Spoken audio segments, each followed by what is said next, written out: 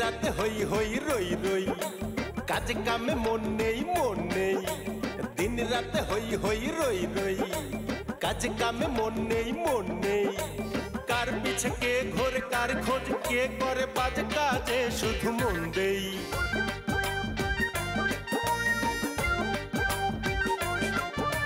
কে বড় কে ছোট কে বড় কে ছোট এই নিয়ে দ্বন্দ্ব রেশারেশি কষাকষি চোখ থেকে অন্ধ কেউ করে চিৎকার কেউ মারে ধিক্কার কেউ করে চিৎকার কেউ মারে ধিক্কার কারো আবার আছে ছি ছি লেজ গুগল ভিলেজ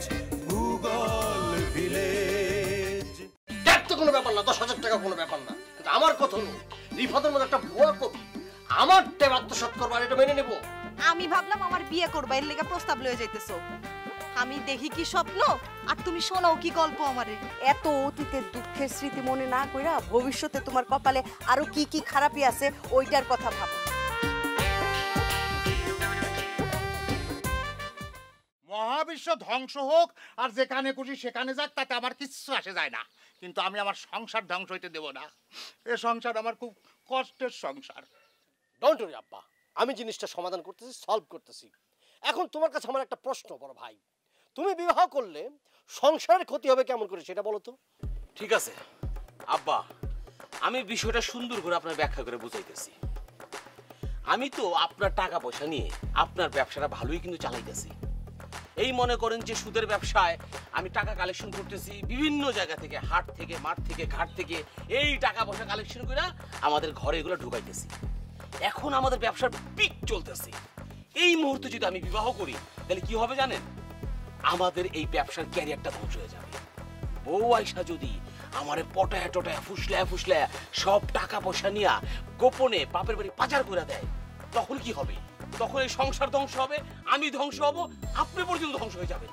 না না বড় ভাইয়ের কথার সাথে আমি একমত হতে পারলাম না আব্বা কেন বউ আনলে সবকিছু চুরি করবে কেন ওরকম চুন্নি ফ্যামিলির থেকে আমরা বউ না আনলাম আমি গুগলে সার্চ করে সম্ভ্রান্ত ফ্যামিলি থেকে যেখানে চোরের কোনো ধরনের কোনো আলামত নাই সেই ফ্যামিলির থেকে আমি বউ নিয়ে আসবো খালি হুকুম দেন আব্বা এই তুই কারে কি বুঝাস হ্যাঁ আমি বুঝি না এই আমার সুদের কষ্টের টাকা 9-6 করার সাহস কেউ পাইবো না তুই খালি বিয়াটা কর বিয়া করলে দেখবি বউরে আসলের সাথে চাবির মতো গিট্টু এটা কেমনে রাখতে হয় সেটা আমার খুব ভালো জানা আছে অসম্ভব আপনি মানেন কি না মানেন আমি বিয়া করতে পারবো না এত বড় রিস্ক আমি নিতে পারবো না আমি বিয়া করবই না আমার মাথায় একটা বুদ্ধি খেলতেছে কি আপনি রিস্ক থেকে শুরু করুন মানে আপনি হাসুরি বিয়া দেবেন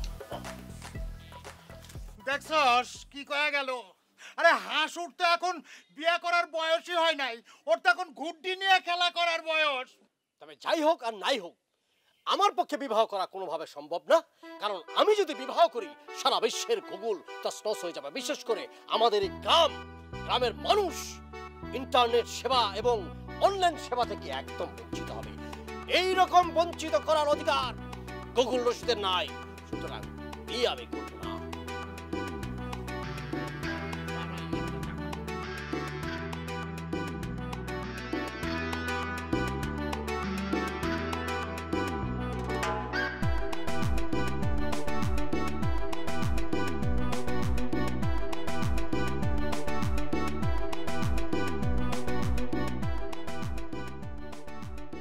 ঘুরি তো দেখতেছি না এইদিকে এসে না ভাই আমার মনে হয় ভূতে তোমার ঘুরি নিয়ে গেছে তোর বেটা দিনে বেলা ভূতাইব কই থেকে কি কস না কস না মানে ভূতের বাড়ির সামনে এলাম তো তাই কইলাম আর কি হ ঠিক কইছস মনে হয় ঘুরিটা ভূতের বাড়ির মধ্যে গিয়া পড়ছে বুঝছস আমি তাহলে বাইরে খুঁজি আর তুই ভিতরে গিয়া খুঁজ যা না ভাই আমি পারবো না ভাই আমার যদি দেখেন না আমার গলায় যে তাবিজ মা নিষেধ আছে ভাই আমি কইতাছি তারপর তুই পারবি না না পারবো না ভাই চলে যা চাষির আসলে তলায় গিয়ে থাক যা আচ্ছা ভাই আরে তুই তো সত্যি সত্যি যাইতেছিস গা এই খালা আমার সাইকেলটা বাড়ি দিয়ে যাইস আচ্ছা ভাই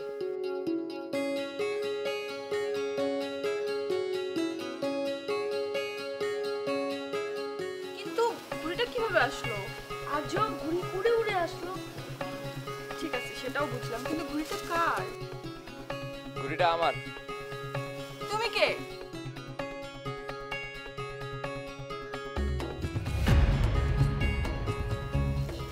ঘুড়িটা তোমার মানে? তুমি কে? আমার নাম তো হাসু। তো তোমরা এই ভুতুরে বাড়িতে কি করতেছো?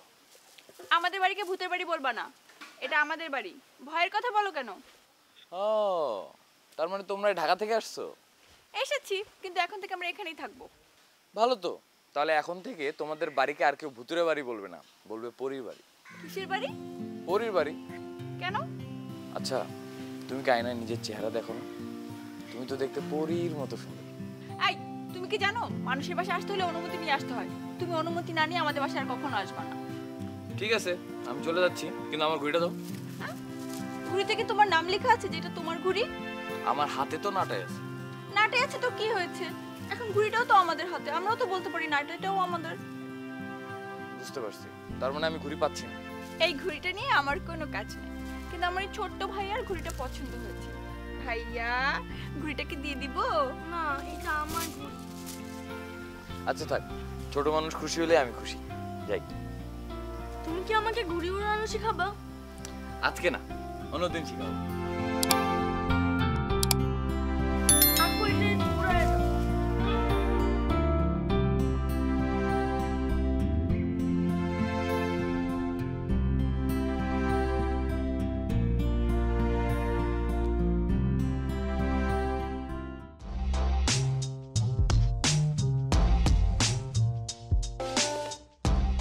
এক্সকিউজ মি, আচ্ছা এই গ্রামে কি কোনো ইলেকট্রিশিয়ান আছে? বুঝি না আপু। মানে কারেন্ট ঠিক করার কোনো মেকার আছে? হ্যাঁ, সামনে আছে, ওই সামনে বাহার মেকারের দোকান আছে। বাহার মেকার? Thank you.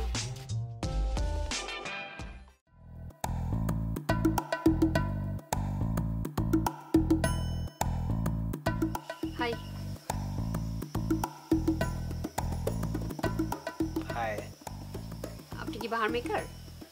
দোকানে এসে কি সুন্দর ইংরেজিতে বলেন হাই। আমিও বোকার মতো আপনার একদম স্মার্ট মনে করে উত্তর দিছি হাই।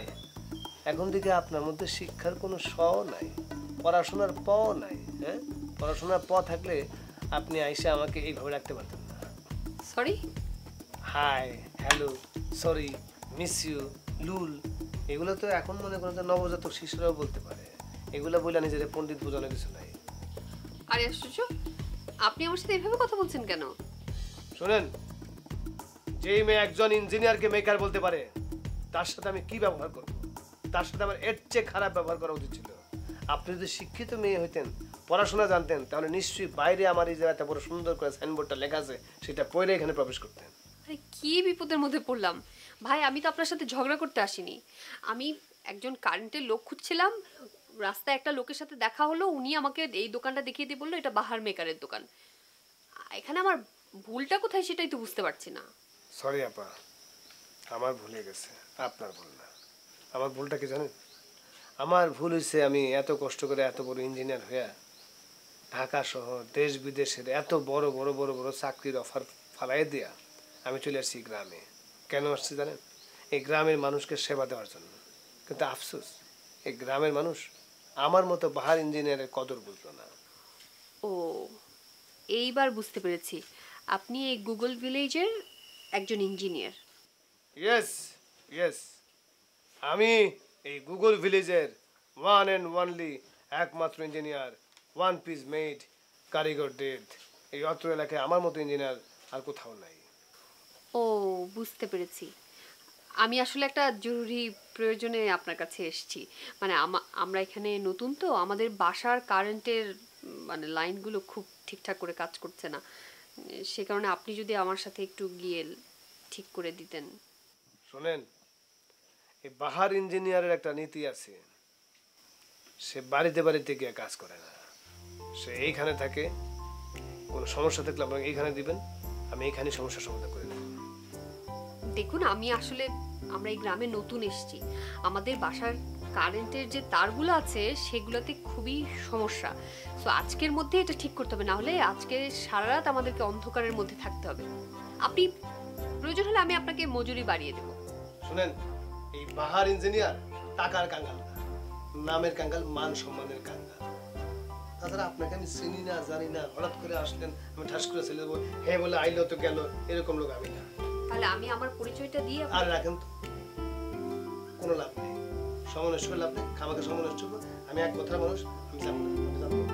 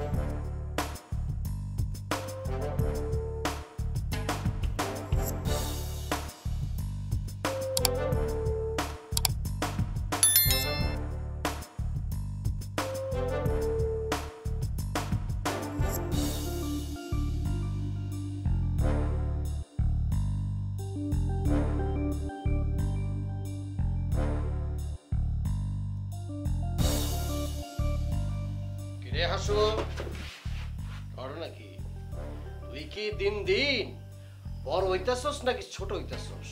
হ্যাঁ, লেখাপড়া বাদ দিয়া তুই এখন গুড্ডি উড়াস, ঘটনা কি? হ্যাঁ, তোর তো এখন কঠিন শাস্তি হইব। তুই কান্দ কান্দ। ভাই কান না ধরলে হয় না। আচ্ছা যাক, খুব বড় হয়ে গেছিস কেমন না, কান ধরে উঠবোস করতে খুব লজ্জা হয়। আচ্ছা হন, এই কান ধরে উঠবোস করার থেকে বাঁচতে হলে একটা রাস্তা তোর খোলা আছে। কি কাম? শোন, আমার ট্যাপটা আনার লিগা ৯,০০০ টাকা লাগবো। কি যে কও না ভাই, ৯,০০০ টাকা আমি কই পাবো? আমি কি ইনকাম করি? আব্বা তো তোর অনেক আদর করে। তুই এক কাজ কর, আব্বার সিন্দুক থেকে ৯,০০০ টাকার ব্যবস্থা কর। ভাই সেই দিন কি আর আছে বলো? কয়দিন আগে আমি আব্বার সিন্ধুকের থেকে ১০,০০০ টাকা নিয়েছিলাম তোমার এই ট্যাবের লেগে। ধরো তো খাইছি, মায়েরও খাইছি একাই। আর এখন তো সব সিন্ধুকের দায়িত্ব চাবি সহ দিয়ে দিছে টগর ভাইয়ের হাতে। টগর ভাই তো সবসময় চাবিটা মাঝের মধ্যে বাইন্দা রাখে, কোনো চান্স নেই। তাইলে তো একটা বিপদে পড়ে গেলাম রে হাসু। কি বিপদ ভাই? আমার কও, আমি তোমার একটু সান্ত্বনা দিই। তুই গুগল রশিদ দিয়ে কি সান্ত্বনা দিবি? হ্যাঁ, কর, গুড্ডি রান বাদ দে।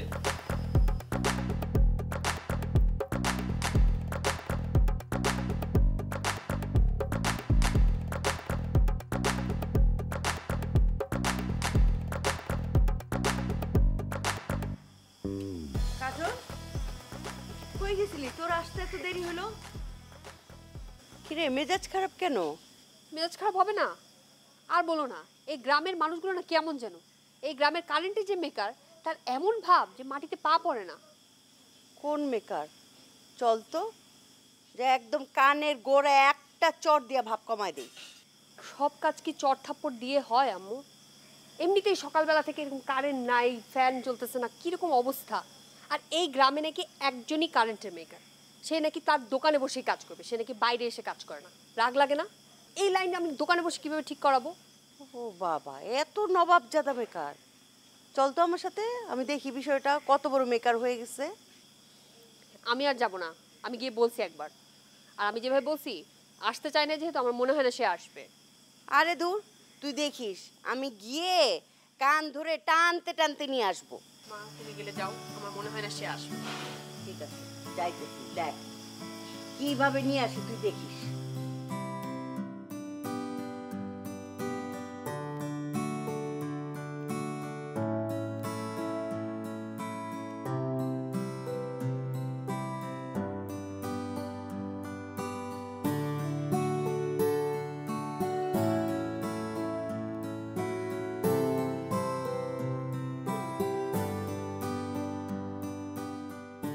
তোর মোবাইলে তো ব্লাড ক্যান্সার হয়েছিল, অনেক কষ্ট হয়েছে। এর আগে অনেক মেকারের দোকান ঘুরে আসিস না? দেখ, মেকারের দোকান আর ইঞ্জিনিয়ারের দোকানের মধ্যে পার্থক্য ঠিকঠাক করে দিচ্ছে কিন্তু। বুতাবুতি কথা কর নাই, দে 200 টাকা দে। 200 টাকা তো নাই। 150 টাকা আছে। আরে রাখ।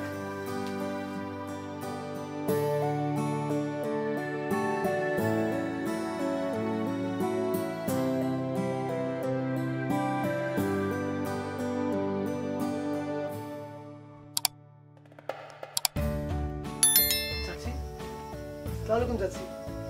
চাচি কেমন আছেন আপনি? আপনি কবে আসছেন গ্রামে?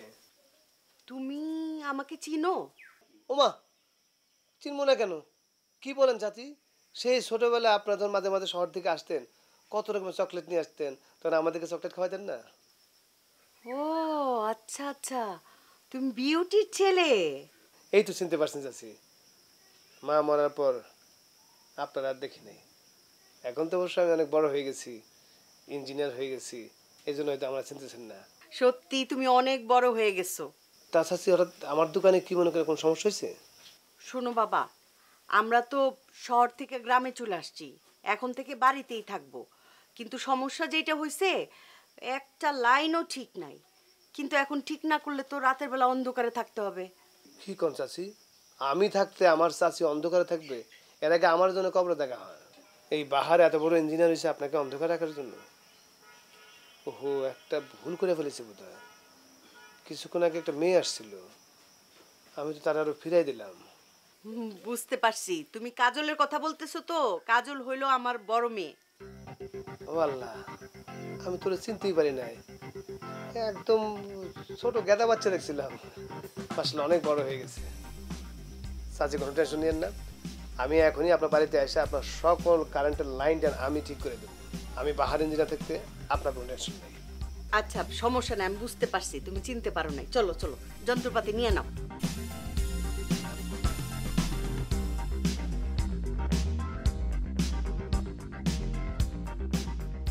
ভাই কি হয়েছে? কি নিয়ে এত ভাবতেছো? আমার একটু কত থাক, তোর কই কোনো লাভ আছে?